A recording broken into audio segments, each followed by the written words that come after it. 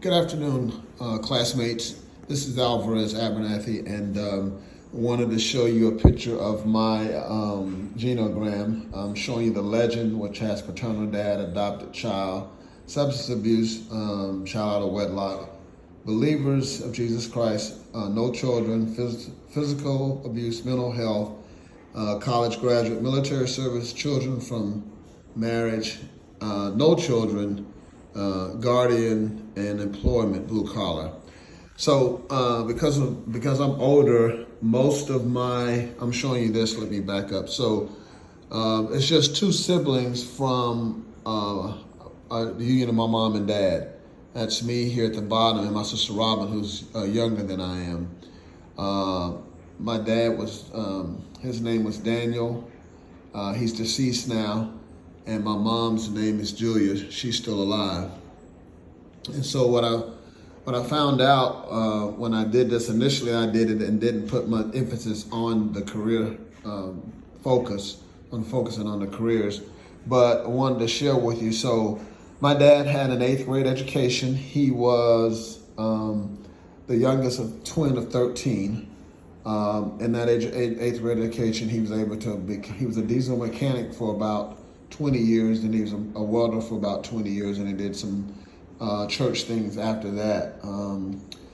He died about five years ago. It's my stepdad officially, but he's the only dad I've ever known. My paternal dad was James Martin. From what I've gathered from my mother, he was a college graduate. He was in the military. He actually attended the same undergrad I attended. And he is a white collar worker. Have no idea. I think he worked in the system, school system is what my mom said, in Philadelphia. I'm not really sure about that. Have tried to find out more about him. Do know that his mom and dad died when he was young, and his uncle Odell, as you see there with the question mark, was the person who reared him.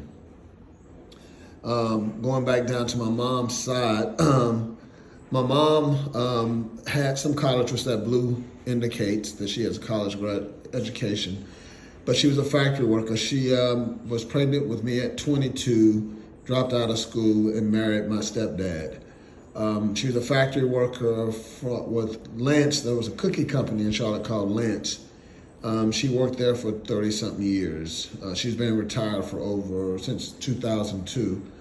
And worked in the church structure of her church, the African American Episcopal Church, for the last 20 years in office capacity.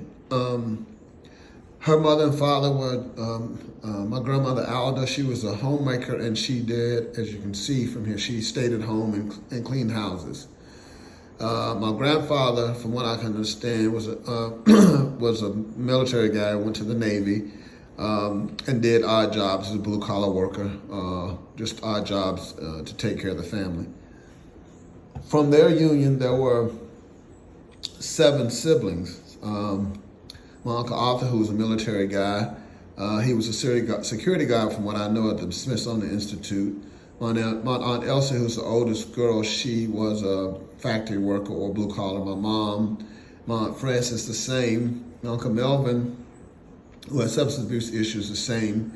My Uncle Bobby, who died at 18. My Uncle Wilbur, who's still alive, part military, did factory work as well, blue-collar work as well. On my dad's side, he had 12 brothers and sisters, and most of them were dead by the time I realized, because my dad died 5 years ago, he was 86, so most of these people on this line, my mom couldn't tell me much about their employment other than they were blue-collar workers, to her knowledge. So I don't know much about them. So there was not a lot of information to be gathered about their careers as I did this genogram. What I do remember, as I say in my post, is that my mom always seemed to give me a lot more grief for not doing well in school. I was always in my mind going to college when I was in high school. That was never a thought whether I would go to college or not. And so I did. And so even though everybody in my family along those lines didn't pursue college, except for my cousin, my Aunt Frances, who's up here, her oldest son, Orlando, was the first college graduate for our class, my age. He graduated about 2 years before me. So he was the only college grad, and I think he did some substitute teaching. He's now locked up. He had some mental health disorders, and he's locked up now.